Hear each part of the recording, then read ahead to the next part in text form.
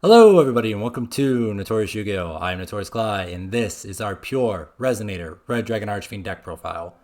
We're going to break this down into three parts: core, non-engine, and extra deck. Some of you have been waiting patiently for this video, so let's not make you wait any longer.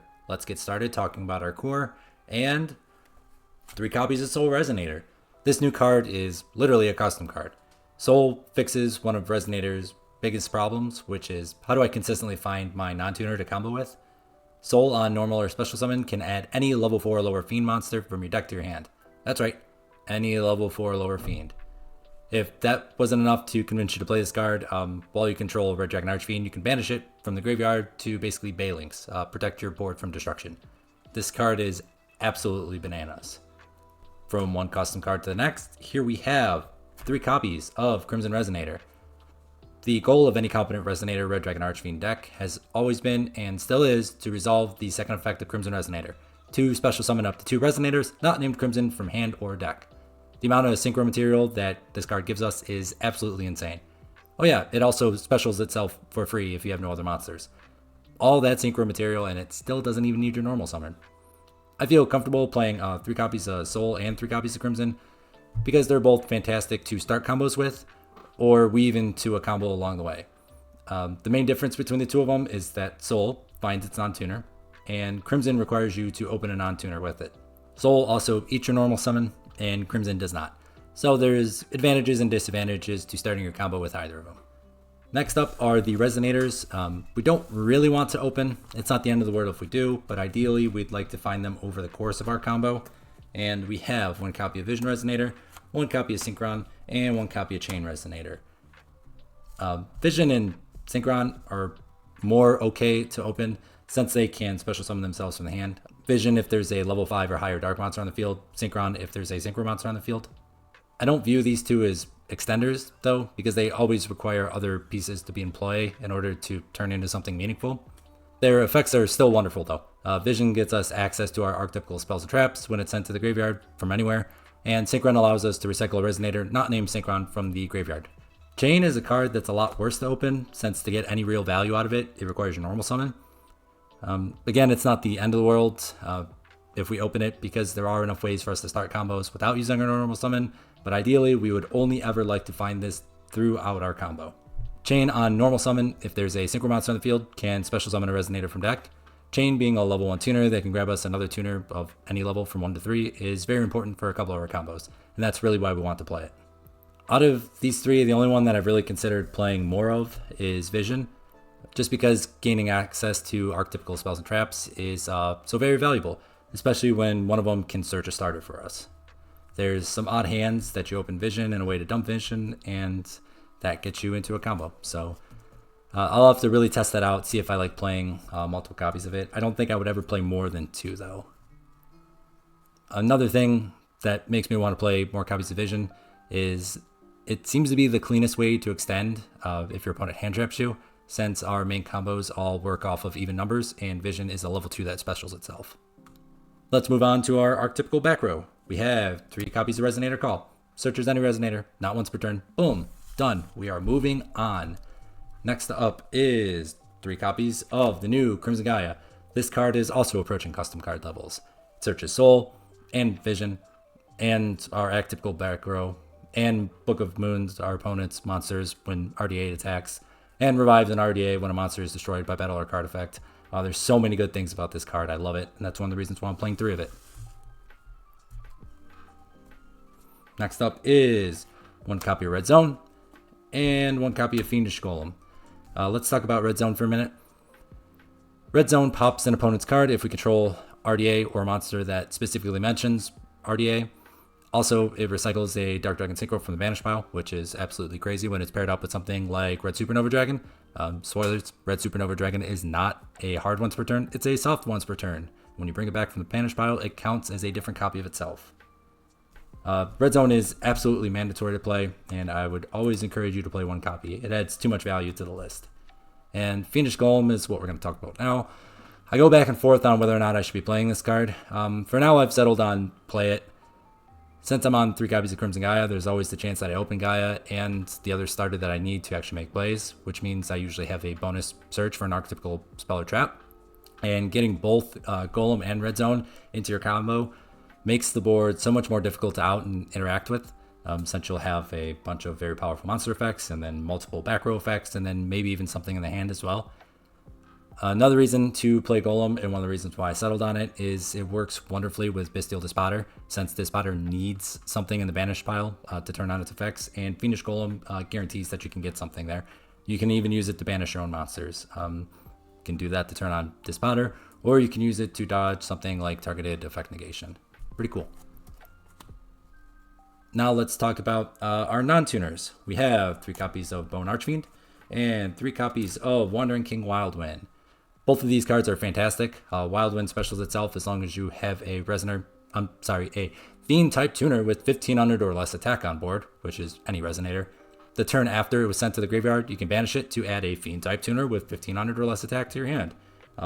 Wildwind being a free special summon level 4 that helps searches us some follow-up is amazing. Wouldn't replace it. Now let's talk about Bone. Bone. Now tell me what you're gonna do, special myself from the hand. This is another custom card that we have. It specials itself at the cost of a discard or 1 card from our field. You gotta send it to the graveyard. But sometimes that can be a benefit. Case in point, Vision Resonator. You can send that from the hand, search Crimson Gaia, and now you have Bone plus whatever else you want to search. While it's on the field, it also has another fantastic effect. You can send a Fiend tuner from the deck to the graveyard to modulate the level of a monster up or down by 1.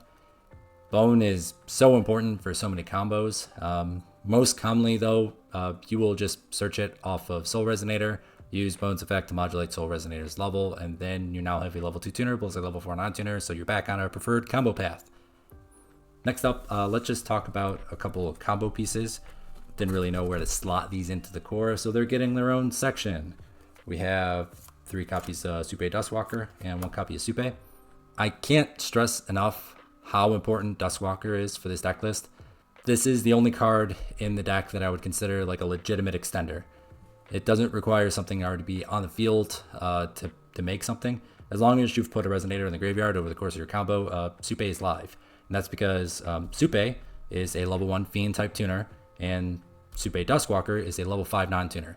Red Rising Dragon specifically requires a Fiend type tuner, and Supe fulfills that requirement. So this is basically a 1.5 card Red Rising Dragon. Big problem for this deck list is Nibiru. There's 2 spots where your opponent will typically Nibiru you. It's right after resolving Crimson Resonator's effect, or at the end of your combo. Since we're locked into Dark Dragon Synchros, you don't really get access to the negation toolbox. So if they nib your entire board, but you manage to keep Supe in hand over the course of it, you can always go Supe, pitch a card, summon Supe, Synchro for Red Rising, bring back a soul that you used, make Hybrid Dragon Archfiend Abyss. I mean, that's probably not going to win you the game because your opponent traded 1 card for everything yours, but at least you were able to do something. You were able to extend in some sort of meaningful way without too big of an investment. In addition to being a fantastic extender, Dustwalker is also a fantastic starter when it's paired up with something like Crimson Resonator or Vision. The play with Crimson is to special Supe, make Red Rising, bring back the Crimson, and now would you look at that? We've got Red Rising Dragon on the field with Crimson Resonator on the field. That's exactly where we want to be. And oh, by the way, we still haven't used our normal summon. Even better. Let's talk about our last core piece, our last engine piece, and it is my humps itself, Obsessive Oovaloop. Oovaloop is such an important combo piece for us because it's one of the few accessible ways we have to consistently put stuff in the banish pile for Bestial Despotter and also Red Zone. I don't really want to open this card, but again, it's not the end of the world if we do because we have enough cards that allow us to pitch stuff from our hand that we can get it in the graveyard and get full value out of it. Obsessive Oovaloop, while it's in the hand, you can banish a Synchro monster from your graveyard to special it, and while it's in the graveyard, you can banish a Synchro monster from your graveyard to add it back to your hand. A fantastic way to put 2 monsters in the banish pile, 1 for combos and 1 for Despotter. I think that's enough about Oovaloop. All of you Duel Links fans will know my history with the card, especially when the Roaring Soul skill was first announced. Let's quickly go over non-engine. And I say quickly because I think the non-engine in this deck is very flexible. You can pretty much play whatever you'd like. I can't stress that enough. Again, play what you like, play what you have access to. The stuff I've chosen is the stuff I'm the most comfortable with. And This deck list is still untested. It just became legal last Friday, and I haven't even made it to locals with it yet. Plus, we're at the start of a new format, a new meta, so there's not really anything definitive as to what you need to counter against yet. So again, play what you want. I like to play 2 copies of Pot of Prosperity. Prosp is just Prosp. It's fantastic just to find stuff in the sideboard, find the key engine piece you're missing, or use it at the end of your combo to just grab a little extra piece of interaction. Wonderful card. I'm only playing 2 copies of Prosp because I wanted to max out on Crimson Gaia. My philosophy with like search pieces, consistency cards, is I want the card that always gets me to the thing that I need, not has a very high likelihood to get me there. I want to see Soul Resonator, so I play Crimson Gaia. Sorry about that, folks, if that was blinding, taking away from the wonderfulness that is this deck profile. All right, let's continue. Next up is 3 Ash, 3 Droll, 3 Nib, and 3 Imperm. I like decks that play a lot of hand traps. I like having the ability to always interact with my opponent, whether it's their turn or my turn. Ash is obviously just the most generic thing. Same thing with Imperm. Fantastic cards. Imperm's great as your 6th card going second, because you can just use it to trade for a negate or one piece of your opponent's board. And then the idea behind Nib and Droll was I'm only playing 12 hand traps. I'm very rarely going to see 2 of them. So when I do see one of them, I want them to be as high impact as possible. So Droll is a turn ender, and Nibiru is also a turn ender. Again, play what you want. But this is just kind of what I'm feeling for the moment. I'm sure I'll do a deck update sometime soon as I, test the deck a little bit more at locals and all that stuff. So let's move on to our extra deck. First up, we have 3 Red Rising Dragon. One should be pretty obvious. It's one of our most important combo pieces. We need it to climb into all of our big Dark Dragon synchros. We play 3 so we can combo as many times as possible. Next up is 1 copy of Scar Red Dragon Archfiend. Love this card. Fantastic. The Chaos Ruler Constellation Prize. Konami gave us this busted card to make up for the fact that they banned my boy Chaos Ruler. When it's sent from the Monster Zone to the graveyard, you can special summon the OG RDA from your extra deck. Having a level 8 body that replaces itself makes all of our combos so much better and easier. Another thing about the effect that replaces itself is if it was sent to the graveyard as material for the Synchro Summon, we can Lightning Storm our opponent's board, destroy all attack position monsters they control, which is wonderful. If your opponent doesn't know this card is coming, they let you get it on board. At worst, it's going to replace itself, and at best, it's going to blow up everything they have in attack position. One more thing to note about Scar Red is that it requires a dark non-tuner specifically. That's one thing you really have to watch out for in Resonator Red Dragon Archfiend, is the synchro materials are very specific on a lot of these cards. Most of the time, they're just second nature to us because we build our deck in a way to almost be able to make everything with everything. But I bet you there's like 10% of you who didn't know Red Rising Dragon needed a Fiend type tuner. There you go. Scar Red needs a dark non-tuner. Please remember that. Next up is... it's a ghost. Oh, no, it's just Red Dragon Archfiend. We play this to special off of Scar Red, and because it's really pretty. I mean, look at this. Look at this card. Well, not that you can really see it, but there it is. Next up is Scarlight Red Dragon Archfiend. A wonderful card. This is basically just here as a good toolbox monster that also has great synergy with the rest of our deck, because it's a Red Dragon Archfiend. I really like Scarlight in this slot because it cleans up boards really nice, and in simplified game states or when time is about to be called, Scarlight just wins games. Clearing the board and punching is great. Next is 2 copies of Hot Red Dragon Archfiend Abyss. This is one of the best cards in our extra deck, and we look to make it as often as possible. Negates any face-up card your opponent controls. You can even use it to negate something like Dark Ruler No More if you're crafty enough. If you have something like Red Zone or Fiendish Golem set, they activate Dark Ruler No More, you activate Red Zone or Fiendish Golem, and now you can use monster effects since you are not directly responding to the activation of Dark Ruler No More. Fancy stuff. Next is 1 copy of Hot Red Dragon Archfiend Bane. Bane is a great card. It can get any of your Red Dragon Archfiend monsters back from the graveyard. I've found Bane's existence makes getting to lethal damage trivial, since it's a 3500 attacker that can turn any miscellaneous body into another 3000 attack launcher. Really great card. One thing to consider about Hot Red Dragon Archfiend Bane is it says Red Dragon Archfiend Monster in its card text, which Konami specifically recognizes as something different than Red Dragon Archfiend specifically.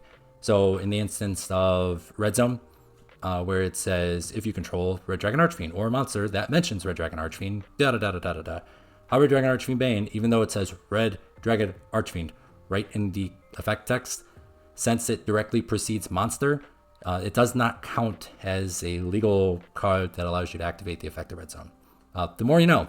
I can't explain it. I don't understand it. It's just one of those things where Konami said so, you know? And we got to do what they say. Speaking of specifically mentioning Red Dragon Archfiend, we have Red Nova Dragon, which does specifically mention Red Dragon Archfiend as its synchro material requirement. Red Nova Dragon is here for that reason, and also it's just a big dude that can be a little tricky for your opponent to out sometimes since it can't be destroyed by their card effects. Also, it protects one of our monsters from being run over by battle, which is great for playing around something like Lightning Storm. Essentially, you can just leave Red Nova Dragon in attack and then like your Abyss in defense, and if they put something bigger than 25 on the board, you can just use Nova, banish it, negate the attack, and you're A-OK. Next, we have one copy of Red Supernova Dragon. This is one of the wildest boss monsters in the game. It can banish all cards your opponent controls, and it can do it twice if you pair it up with Red Zone, since Supernova is a soft once per turn. Next up are our toolbox monsters. That's going to be it for all of our Red Dragon Archfiends. We have one Void Ogre Dragon, just a good level 8 Dark Dragon Synchro. We make those with ease, and it can negate spells or traps if we control no cards in our hand. Very welcome toolbox monster, pretty good.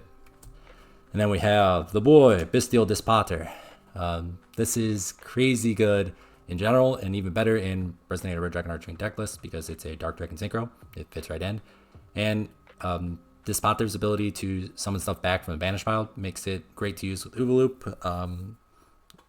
It's just a wonderful combo piece. There's so many lines that Dispater just opens up. The last card I have on hand is Baronne de Fleur. You should know why we're playing this. Baronne is an absolutely crazy card. You will almost never be able to make this turn 1, but in a lot of my testing, I've found that being able to make this turn 3 almost guarantees that you win the game because you immediately remove one of your opponent's interaction points, and Baronne can pop a card, plus it's 3k. So making Baronne on the crackback turn just locks the game up, wins the game for you. And then the last card in our extra deck, some of you who are observant will notice that was 14 cards, is actually Koibelt the Blade Dragon. Oddly enough, I don't own this card. I think I'm still waiting on it to show up in the mail. We play Koibelt because it's just a level 7 Dark Dragon Synchro, and sometimes you just need to make a 7, and it's the best one we have right now. Ancient Pixie Dragon also works, but I think that Koibelt not needing a field spell to be present to use its effect is a little bit better, since we don't play any field spells and we don't really have any good ones to play. That's it for all our cards. I think the last thing I wanted to talk about was replacement cards, since I threw around a lot of shiny cardboard in this video. So the engine is pretty affordable thanks to the structure deck. You don't have to max out on rarity like I did. The extra deck monsters too are also very affordable because of the structure deck. I think the only money main deck card I have is Prosperity. I mean, unless you're counting like hand traps, but I just kind of assume any established players can have their Ashes, their Imperms, their Nibiru's, that stuff. Prosperity is pretty easy to replace with something like Small World. This deck bridges itself very well with Small World, and if you can't find a bridge for something, try Santa Claus. Santa Claus is a 6 light fiend monster with 1200 attack and 2500 defense. There's almost nothing in this deck list that shares 2 of those stats with it. Pretty wild. If Small World is out of your budget, because I think the price of that just bumped up a little bit, just play Desires. I know Desires is a little risky, but when you're balling on a budget, you gotta risk it for the biscuit, you know? If you're staring at a hand that cannot play and you have Desires in your hand, well, what's the alternative? So what? You're gonna banish some stuff off the top. You may banish a Red Zone, no big deal, but at least you'll be able to draw into cards that let you play. And if you are staring at a hand that can play, that can combo, and Desires, well, just combo off, and then at the end of your combo, use Desires after you've gotten all the good, valuable stuff out of your deck already. In the extra deck, replacement cards that you could go with, Baronne, you don't have to play it. I really like it. I think it's very valuable, but it's not a critical piece of your turn 1 end boards, and you can win without it ever hitting the field, so you don't have to play it. You can just play another level 8 Dark Dragon Toolbox monster. Something I've tested a lot is Buster Dragon. Since Buster Dragon, as a continuous effect, turns all your opponent's monsters into dragons, that can really goof some decks up, like Cyber's decks, specifically like having Cyber's monsters to link with. Let's see what else. Off the top of my head, meta deck, Branded Chimera. The Chimera cards specifically want Fiend and Beasts, and if you're turning everything on the field into dragons, it kind of messes with their math. They have to keep pulling monsters out of hand instead of on field. Bastildus Potter has also gotten pretty expensive, but this card is invaluable. I really want to play 2 of this card. I'll probably end up at 2 at some point just because it is that valuable. You can get away with 1 copy though. I haven't really needed the second one too much in all my testing. Again, I'll update you on all that as we go. I think that's it for replacement cards. The last thing I want to mention is I'm on 42 cards specifically, and there's a reason for that. There's just a bunch of stuff I don't really want to draw. You guys kind of saw that. I don't really want to draw Obsessive Loop. Again, it's not the end of the world if I do. Same thing with Supe. I always hate seeing that card in my hand because I always want to grab it from deck off of Duskwalker. Let's see, what else don't I want to draw? I don't really want to draw a Golem. I don't really want to draw Red Zone. I don't really want to draw Synchron, Chain, or Vision. Again, none of these like shut down any combos if they are in your hand, because we do have enough ways to play without our normal summon, or get them into the spot where we need them. But I just don't really want to draw them. So I'm fudging the math a little bit and playing over 40 cards, and to compensate for that, I'm playing, Prosperity and a couple extra copies of Crimson Gaia, just for the boosted consistency, keeping my consistency ratios nice and neat. I think that's all I've got for all of you today. Thanks for watching. Please make sure to like, comment, and subscribe. I think the next little foray I'm going to have with these Resonator videos is to do a combo compendium. The combos in this deck can start in a variety of different ways and also branch out into different end boards, and it only gets more complicated as your opponent interacts with you. So I think doing a dedicated video to one combo and exploring all the lines could be helpful for both myself to really obtain mastery of the combos, and for all of you so you can see me and learn them yourself. Oh yeah, also, there's a giveaway on my community page. There's only a couple days left to enter. Go do that. I'm giving away copies of the structure deck. I think that's something to bug you about. Bye, everybody. Be safe, have fun.